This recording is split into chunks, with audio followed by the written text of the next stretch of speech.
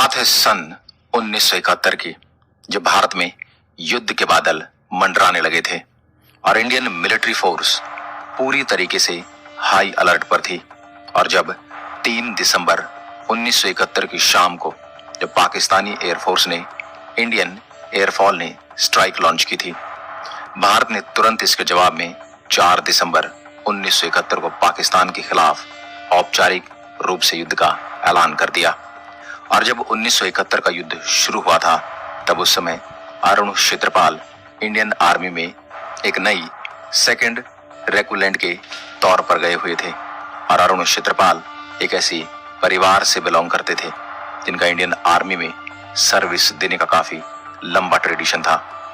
और इसीलिए इसमें कोई ताज्जुब वाली बात नहीं है कि अरुण क्षेत्रपाल बचपन से ही इंडियन आर्मी को ही ज्वाइन करने का सपना देखा करते थे और देश के प्रति एक गहरी देशभक्ति की भावना उनके खून में थी।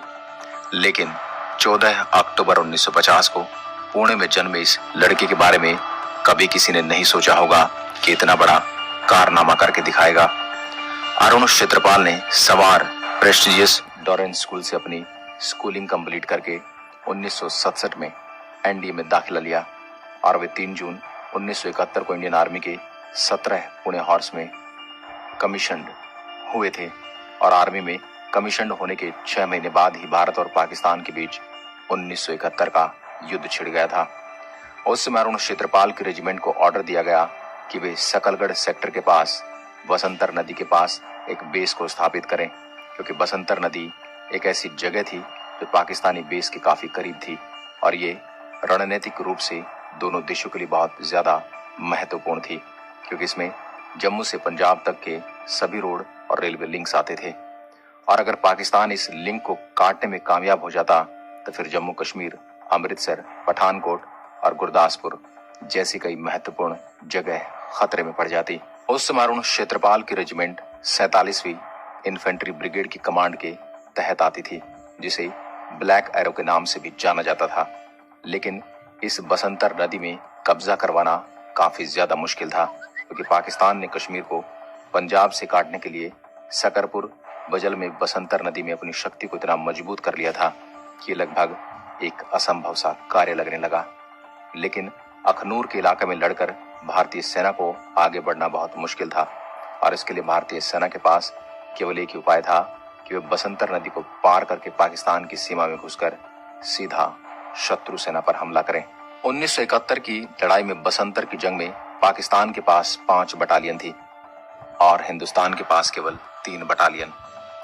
और भी कई कारण थे जिसकी वजह से पाकिस्तान का पलड़ा काफी ज्यादा भारी था।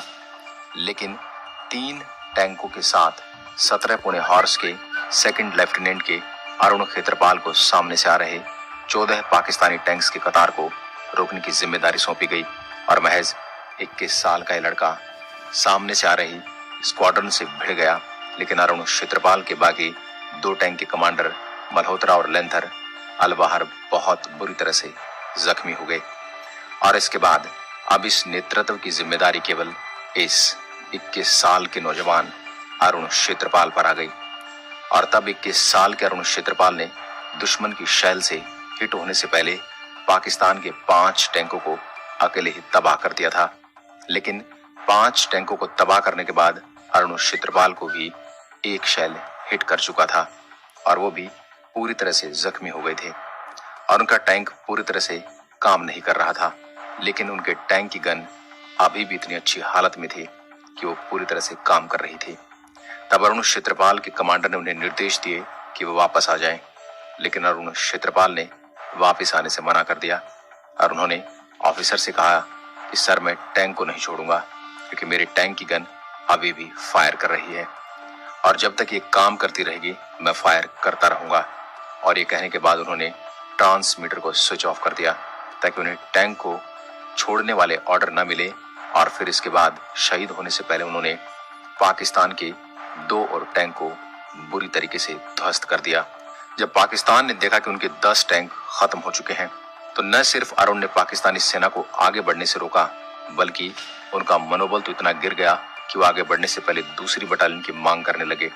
अरुण क्षेत्रपाल की इस वीरता की वजह से इंडियन आर्मी बसंतर बैटल को जीतने में कामयाब रही और जब तक पाकिस्तानी आर्मी कुछ समझ पाती तब तक इंडियन आर्मी उनकी टेरिटरी में घुस चुकी थी और उनको तबाह कर चुकी थी। और फिर उस समय पाकिस्तानी आर्मी के पास सरेंडर करने के अलावा कोई दूसरा रास्ता नहीं था।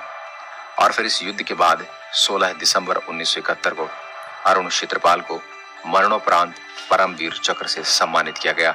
और इस युद्ध में हमारे करीब 7 ऑफिसर, 4 जूनियर कमीशन ऑफिसर और 24 सिपाही शहीद हुए थे। और ये बात बिल्कुल सच है कि अरुण क्षेत्रपाल जैसे वीर बहादुर सिपाही रोज जन्म नहीं लेते और हम बहुत किस्मत वाले हैं कि हम इस देश के निवासी हैं जहां इतने वीर बहादुर योद्धा ने जन्म लिया। और हम अरुण क्षेत्रपाल की इस बहादुरी को मन से सलाम करते हैं और हम उनके सर्वोच्च बलिदान के लिए सदा ऋणी रहेंगे। जय हिंद, जय Bharat. He motivates me to do my best for my motherland India till my last breath.